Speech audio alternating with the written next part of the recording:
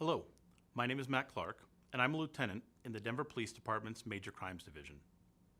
This critical incident debriefing is intended to provide you with information regarding an officer-involved shooting that occurred in Northwest Denver on August 15, 2019. You are about to see relevant video footage and learn about other evidence and police procedures related to the case, so you have an understanding of the details of this incident. The use of deadly force by a police officer demands a thorough investigation be completed. The Denver Police Department is committed to ensuring a full and timely investigation of these serious incidents. This allows for a comprehensive examination of the officer's actions to determine compliance with state statutes and department policies. In accordance with legislation passed in 2015, the investigation of police shootings in Denver are conducted by a multi-agency investigative team made up of members from the Denver and Aurora Police Department homicide units, as well as the Denver District Attorney's Office. All critical incident investigations are actively monitored by the Office of the Independent Monitor. A word of caution. The images and information you are about to see may be disturbing. When a police officer uses force to arrest a suspect or defend against an attack, it can be graphic and difficult to watch. In addition, there may be strong language used by those shown in the video. Viewer discretion is advised. On Thursday, August 15, 2019, two uniformed patrol officers assigned to District 1 in Northwest Denver had just completed a call for service and prepared to meet at a nearby 7-Eleven at Colfax Avenue and Perry Street. Officer Ismael Lopez arrived first, entering the parking lot from the Perry Street side. Officer Lopez observed a dark-colored Jeep Patriot on the northwest corner of the building. Officer Lopez recognized this vehicle and was aware that it was involved in an eluding incident 2 days prior on August 13, 2019 in the area of 8th Avenue and Knox Court. Officer Lopez positioned his fully marked police vehicle behind the Jeep and made contact with a male who was filling one of the vehicle's tires with air. Officer Lopez recognized the male was acting nervous.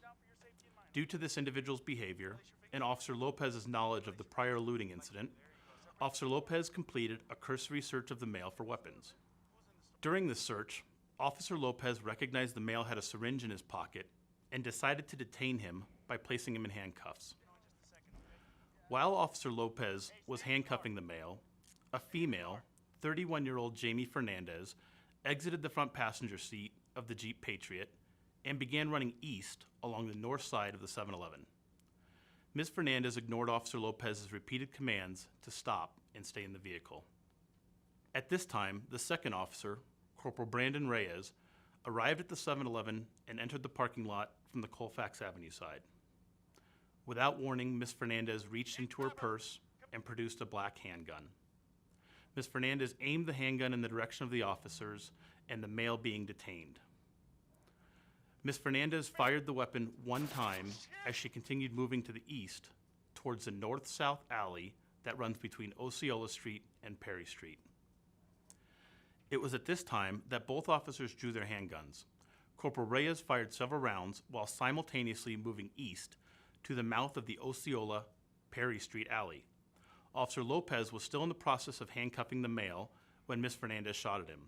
After being shot at, Officer Lopez pushed the male to the ground, moved to the east, and discharged his firearm multiple times, using a dumpster as cover. After shooting several rounds, Officer Lopez believed he heard gunfire continue from Ms. Fernandez. Officer Lopez reloaded his handgun and fired additional rounds after observing Ms. Fernandez continuing to hold the handgun off the ground while pointing it in his direction. Officer Lopez stopped firing when he observed the gun fall to the ground, and he believed Ms. Fernandez was no longer a threat. The officers immediately requested an ambulance respond to the scene. The officers approached Ms. Fernandez and located a .380 caliber Ruger handgun on the ground next to her. Officer Lopez moved this handgun several feet away so officers could assess and secure Ms. Fernandez. Ms. Fernandez was transported to an area hospital where she was later pronounced deceased. Following a police shooting, any officers involved in the incident are separated and assigned to a supervisor once the situation is stabilized. Involved officers remain in the company of the assigned supervisor throughout the initial investigation of the incident.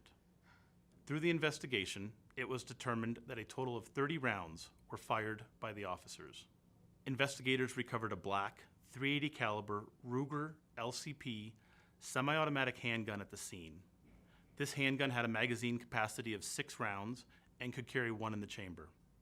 When recovered, there were no live rounds in the chamber or the magazine of the gun. In Ms. Fernandez's purse, a second magazine with 6 live rounds was located. It was determined the handgun Ms. Fernandez possessed was stolen in a criminal trespass to a motor vehicle in March of 2019. Detectives located 2 spent .380 cartridge casings that were forensically matched to the handgun recovered from Ms. Fernandez. One of the rounds that was fired by Ms. Fernandez was recovered from a business on the north side of Colfax Avenue. The officers and the male who was detained were in the path between where the round was fired and the business that was struck. The round that was recovered was forensically matched to the handgun recovered from Ms. Fernandez. The officers involved in this incident were both uniformed patrol officers assigned to District 1, Northwest Denver. Both were driving marked Denver Police Department vehicles. All officers assigned to uniform patrol duties have been issued body-worn cameras. These devices are generally worn at chest level by patrol officers and are capable of recording both audio and video. Prior to being activated by the officer, the body-worn camera maintains a 30-second video buffer. Once the officer activates the camera, the 30-second buffer video is captured and the camera starts recording both audio and video. It is important to note that a body-worn camera captures a general perspective of what is in the camera's view. However, this footage may or may not be what the officer actually saw or perceived. At times, an officer's movement or hand positioning may inadvertently block the camera's view. Additionally, the camera may not capture light in the same way as an officer's eye. Here are the complete body camera videos from the 2 officers involved in this incident. Again, viewer discretion is advised.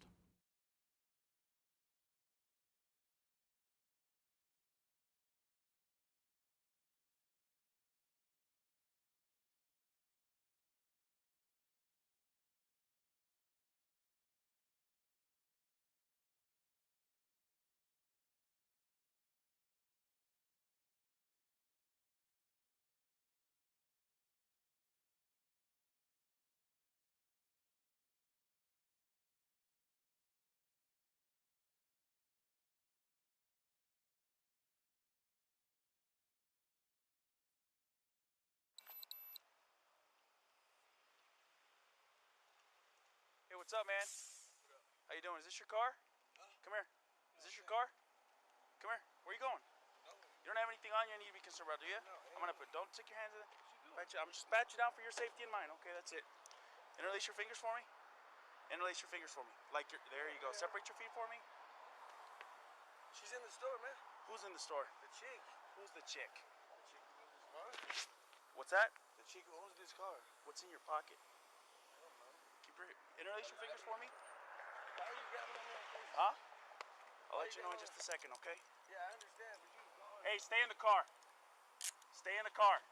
Okay, grab her. Come here. Oh, shit!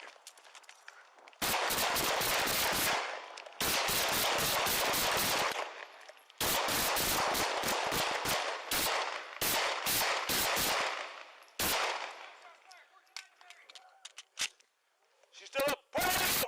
Drop it! Drop it! 6-3 Sam, shots fired. Hold on, hold on. All 10 cover. Sam, it's code 10. Suspect down. 6-1 Baker, we're at 1490 Perry. We need an ambulance and car's code 10 now. Don't stay on the fucking ground. Don't fucking move. Get over here. Watch it over there. Throw your gun out. Roll over. Roll to your side.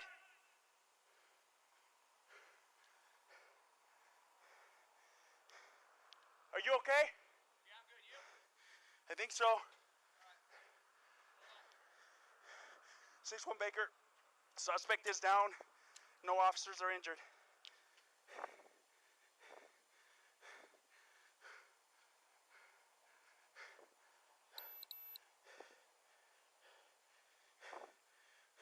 Get out of there. Get!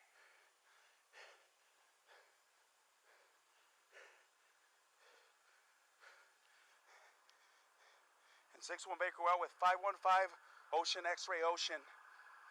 And I need somebody to secure the 7-Eleven for me and hold everybody that's inside.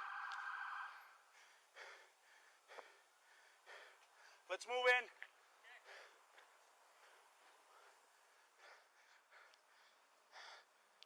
Secure any females inside 7-Eleven. She's got the gun to the side over here. Come grab it if you can. Right here. Hook her up.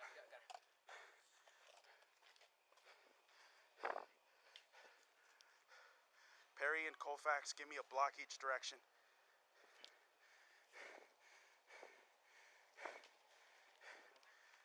A block each direction everywhere.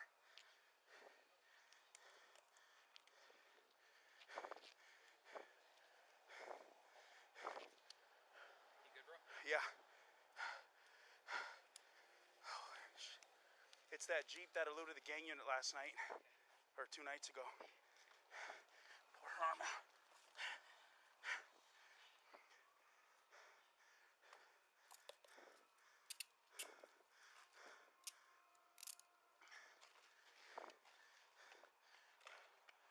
Come with me real quick, come here. Yeah, come here. Stay on the ground, all right? Put a handcuff on him. Don't move. Put handcuffs on him, please. I'm not.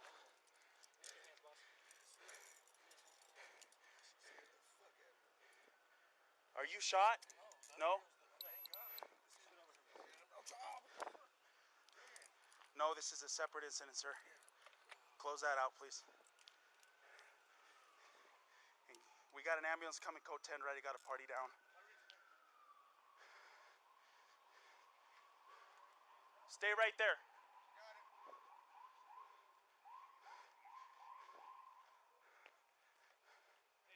Yeah. There's no females in there? Okay. Just make sure nobody goes anywhere for me.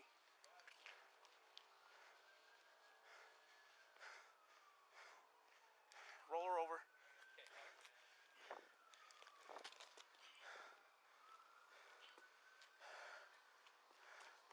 Take Osceola Perry. Osceola Perry. Take the cuffs off of her.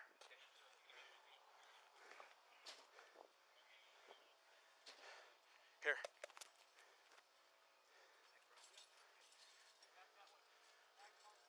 Are you good, man?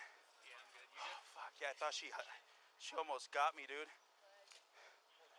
She shot multiple times. I'm not even sure exactly where. She's got a lot of gunshot wounds. Secure the 7-Eleven, okay?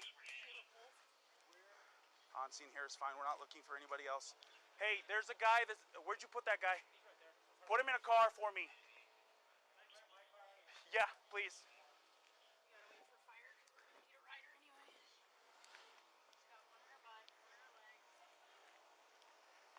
61 Baker, I need somebody to go with the ambulance.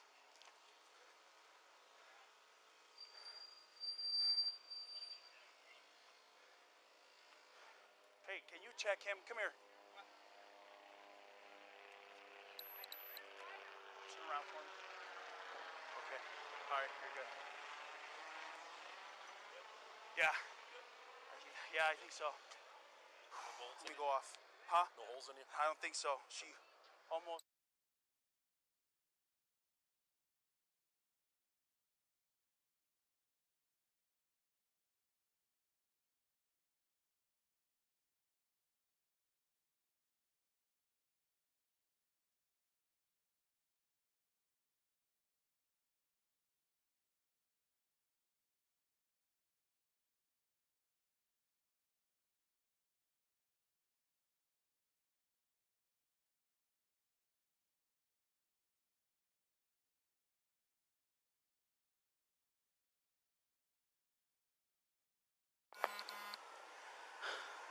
Let's move in.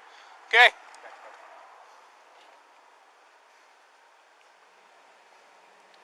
Secure any females inside 7-Eleven. She's got the gun to the side over here. Okay. Come grab it if you can. Where is it? Right here. Hook her up. Yeah, got her.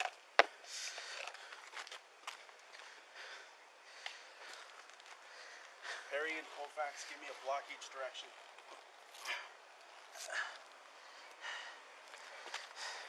Hold on. A block each direction, everywhere.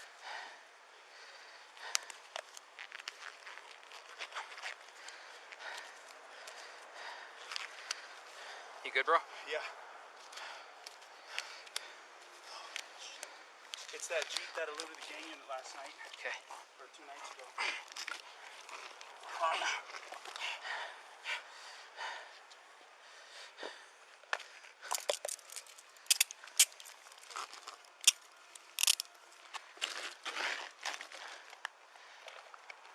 Come with me real quick. Yeah. Okay. I got her. You get him.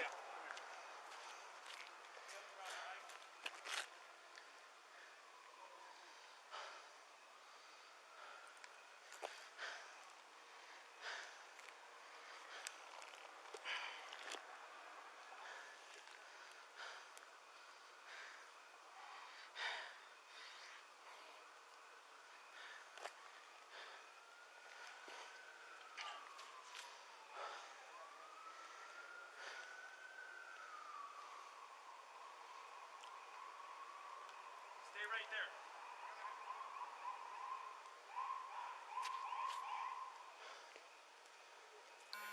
Yeah. There's no females in there? Okay.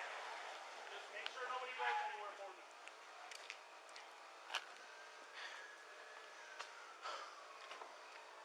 Roll her over. Okay, got her.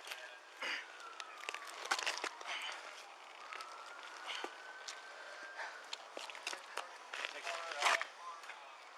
1400 block, Perry. Osceola Perry. Osceola Perry. Oh. Take the cuffs off of her. Okay.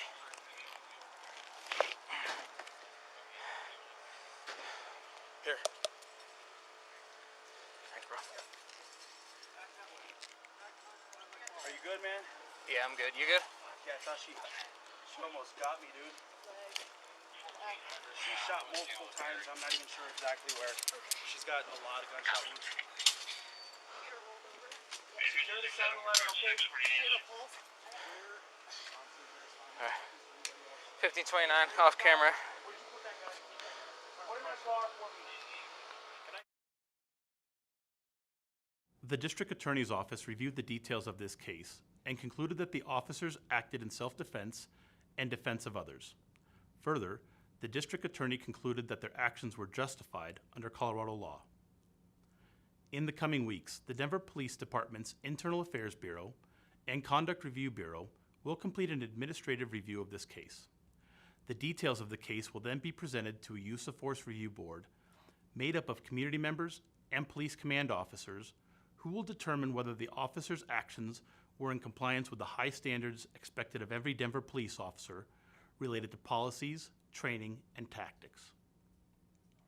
For additional information regarding the investigation of critical incidents, or to review the Denver Police Department's use of force policies, you may visit denvergov.org/police. Thank you for taking time to view this critical incident briefing.